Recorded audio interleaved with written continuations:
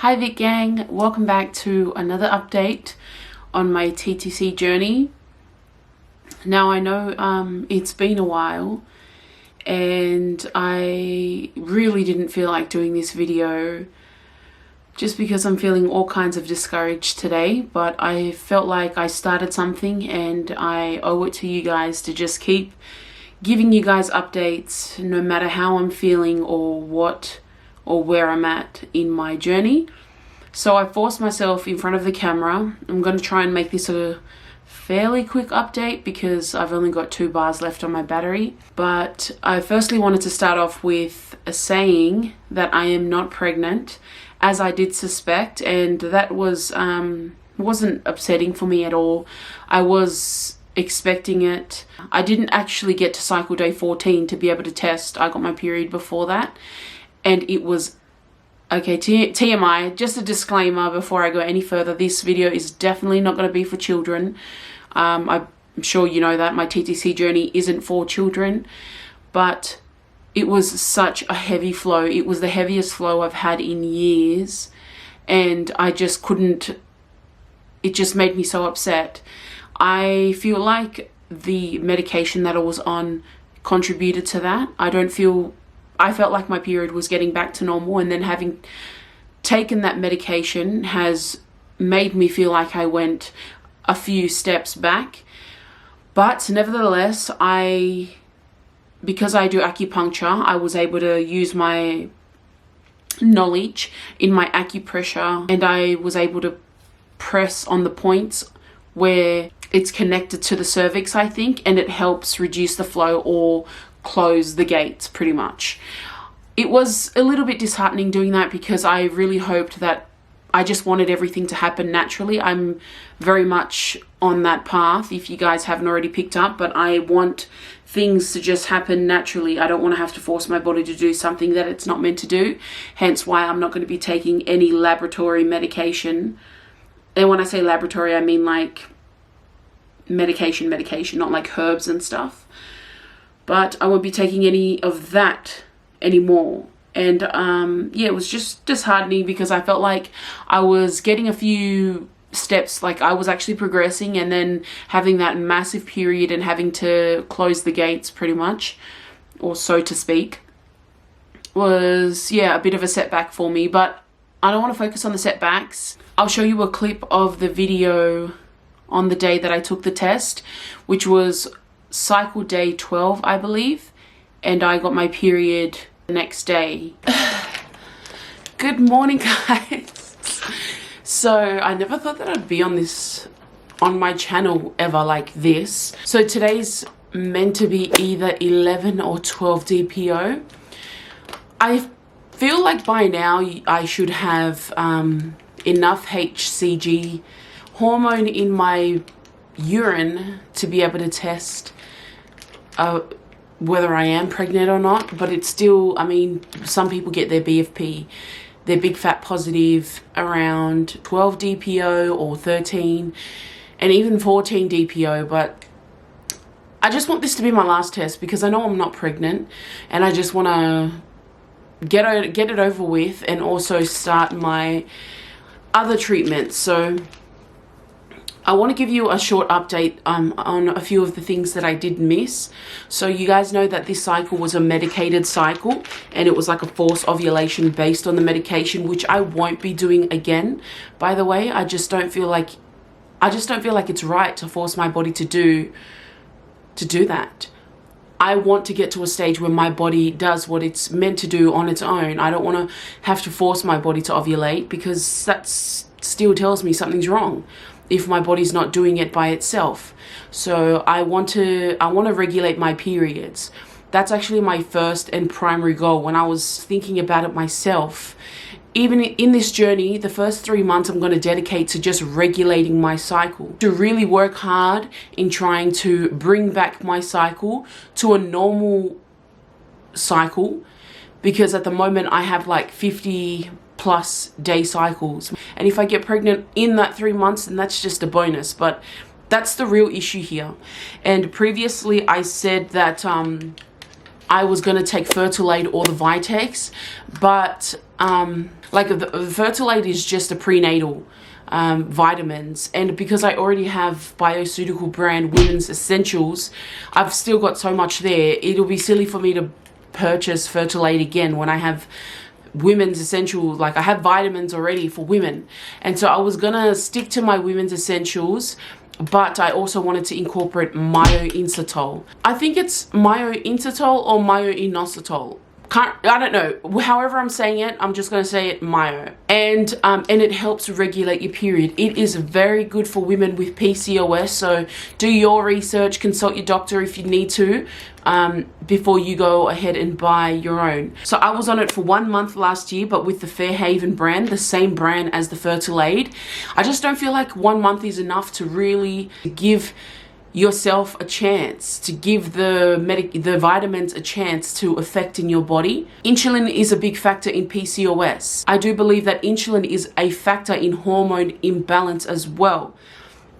It's the culprit. Okay, while I'm talking, actually, let me go and hold on. Let me go and put this in the thing, and then I'll come back. So just BRB, because I don't want to have, like, you know, my pee on YouTube. Okay, I'm back. I mean, if this was like an actual video, I haven't even made my bed, but if this was an actual video, you know I would not be coming up like this, like, especially on this channel doing my TTC videos. Okay, I don't have PCOS. I feel like I need to say that every time I do this video. I do not have PCOS, but I know a lot about it because it's insulin related, and I've read a lot of books on health, and I'm gonna just put it out there. I am a keto advocator. Even when I don't stick to it and I'm not on keto, I am still a keto advocator because I just love it. I feel like it's the best diet for your body.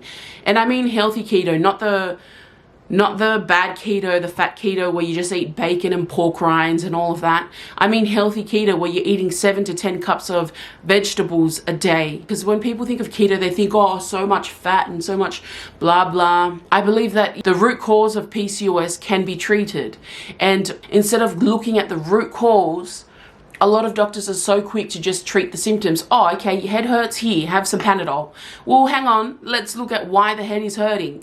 Let's look at why women have PCOS. Don't just treat the symptoms and the facial hairs and stuff like that. So that's just my small opinion. I'm not attacking anyone. If you are a doctor, you're a nurse. I don't claim to know anything. I know nothing, okay? So don't come for me. But that's just my 2 cents. But I am going with the wholesome story. A lot of PCOS women have had success with this because it actually, what it actually does is it helps your body learn or relearn how to deal with sugar, because the PCOS issue is basically insulin resistance. There's too much insulin in your body. And why is there too much insulin in your body? It's because you're eating too much insulin, honey. Your body's generating too much insulin based on a high carb diet, lots of sugar, and a lot of people have insulin resistance and don't even know it. How would you treat that? Well, just reducing your insulin. How do you do that? A low carb diet, ketogenic. So, which leads me, guys, the next 3 months I'm going to be going back onto keto. Not kind of keto, I'm going to be going back onto keto for the next 3 months, as well as taking my myoinositol and D-Chiro supplements. And I think it's been 5 minutes, so I'm going to look at my negative test. Yep, don't see anything at all. Seriously? Okay, so there we go. So you don't see a second line, right? Because neither do I. That's basically my live reaction test. If you are serious about it, please do look up those books, as I said before. And also look up follicle arrest. So what happens when you have too much insulin is that your follicles go to a standstill. They don't actually go to a point where they actually mature and ovulate. So a lot of women, even though they get their period, they're not actually ovulating because you don't need to ovulate to have a period. So you just have all of these follicles all not matured. But Dr. Fung explains it much better. Okay, Vikolia gang, that's my video for today. Bye! Basically, that clip showed and explained that I wasn't pregnant and I was okay with it. But then today, I had a HSG test done. I don't know if you guys know what that is, but I went into the test basically saying, I know that I'm okay, my tubes are clear and okay. I just wanted to make sure, because I didn't want to go through this whole TTC journey and then find out a year after that, you know, there was some blockage or something with my tubes. It was basically confirmation for me to put my mind at rest, to know that my tubes were okay. And today I had my test, and I watched a few videos before I went. So many, like, there were a few women that said it didn't hurt. There were a few women that said it hurt. It hurt for me. I cried. It wasn't like so painful. Basically what it is a flushing of the tubes. So they stick these things inside of you, just like a pap smear. It's like a, I don't know what it's called. It starts with an F, I think, but something that starts with an F. It's like this tool just to open up your vag a little bit. Then they like wind it so that it stays open, and then they get these long tools, and like they're really tugging, and it's really irritating to the cervix, which is why you may experience like spotting after and normal period cramps. I just feel like achy a bit on my right. Yeah, but I'm just a bit discouraged today, because even though it's not bad news, it's not good news either. And basically I paid almost $400 to be in the same spot that I am before I went into the appointment. So the initial clamping of the whatever that tool is that they used was really painful. They basically try to latch onto your cervix or something. I don't know. It was just very painful, and I burst into tears then. And then afterwards, I was like, I didn't really feel anything after that when they were flushing. So pretty much the procedure is they flush dye into your uterus, and it's supposed to come out of your tubes. So you lie under this big machine, and it takes a photo of your uterus area, your pelvic area, and they snap photos, and then you should be able to see like the dye coming through the tubes. And for me, I did not see the dye coming through the tubes, but the doctor was fiddling around a lot. I guess he was conscious of trying not to hurt me after I burst into tears, and I was really upset with myself for bursting into tears, because I thought, well, it shouldn't lessen your quality, mate. Like, come on. I just wanted to make it happen. I really wanted to finish the procedure. He had to use 2 bottles of dye, and still I didn't see anything come out of my tubes. And so after the procedure, we had to end it, because I think he was like, okay, that's all we can do. And then explained to me that he can't really say whether my tubes are blocked or not, because he doesn't feel like there was enough pressure, because basically you have to have pressure in the uterus for the water to force out of your tubes. And he said that he couldn't apply that pressure because the dye kept coming out of me. And he tried all of his tricks that he knew how to. This is verbatim. And I was a bit annoyed, because I thought, well, that's why I paid you like $400, mate. Like, come on. At least you can try again. Like, book me in for another day and say, come and we'll try again with the same referral. Because seriously, just like really upset after that. I just sat in my car after my appointment for a good 20 minutes. Could have very well been the doctor that I had. Maybe he just couldn't do it. It would have been better for me to know, yes, they're blocked, or no, they're not, instead of, well, we really don't know. Like, come on. My update is that I am on keto, strictly keto. I was on kind of keto before, but I'm on strictly keto with intermittent fasting. I'm also on myo-inositol. I've always believed that my issue is probably related to my insulin as well. So, sorry, I'm so out of it. I'm just so discouraged. I don't even feel like doing this video, but I'm forcing myself to, so I'm very vague and very don't care attitude. But I mean, it could be worse. That's what I just keep trying to tell myself. It could have been worse. Now my camera's flashing, but in about an hour I have my acupuncture appointment. So I'm gonna go to that, and I'll probably come back and give you guys an update after I charge this. But I just wanted to come up and give you guys that update. So I will see you guys when I come back from my acupuncture appointment, and hopefully I'm not a negative Nelly. I'll be a little bit more happier. I'm back now from my appointment. It's been 2 hours since I was last speaking to you guys, and I'm feeling much better about what I spoke to you guys before. I had time to process it, and it's actually good news rather than bad news, as I'd last implied and felt, because as long as it's not blocked, I guess that's still good news. But yeah, but basically with my appointment today, I had some acupuncture. I'm at a new clinic than the one that I was going to from the beginning of this year. I just felt like I needed to, if you're going to do Chinese medicine, might as well go to the traditional Chinese. Seriously, babe, I just thought if you're going to do Chinese medicine, you may as well go through to the traditional Chinese people, because the man that I was going to before is not actually Chinese, and he doesn't speak Chinese. He doesn't know what herbs he's actually giving me. He just whips up these herbs and gives them to me. So that's why I stopped taking them earlier on. But today's consultation was really good with my acupuncture. I'm doing a combination of things with the herbal tea that I got today. So I take this 2 times a day. They've actually got the ingredients here. I could not tell you what these things are. It smells sweet, kind of. It smells tea. That's what I have. That's a week's worth of supply.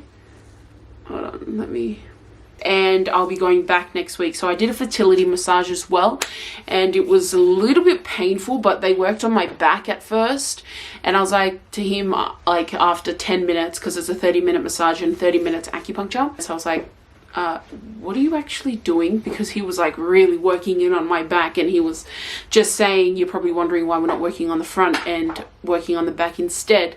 It's because like the front area has a bit more fat, so they have to work a little bit more harder and apply a little bit more pressure if it's from the front, because they have to actually find the organs, whereas the back, it's easier for them to find. So I did half an hour of that, and then she told me to every night to soak my feet in warm water, also not to drink cold water, and don't eat cold foods, because that's not good for your kidney or something like that. So that's what I'm gonna do, I guess, because I love cold things. And I'm also, in addition to that, also taking my multivitamins and my inositol.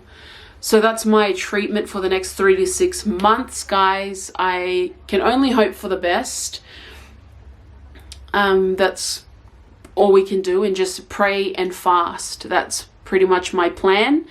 And I'll be giving you guys probably weekly to fortnightly updates on my TTC, but I'd also like to get back into doing other things on this channel as well, because I just don't want this to be a TTC channel, because that's not why I started it. But you'll definitely see some updates. It's just not going to be all about TTC. But that's my video, guys. I'm feeling much better, and I hope you guys enjoyed this update and enjoy my TTC segments. But finally, some stuff from Wish arrived in the mail like last week, so I'll be reviewing those 2 things as well in the next video. I love you guys so much, Vic Gang. Bye. Seriously, I'll see you.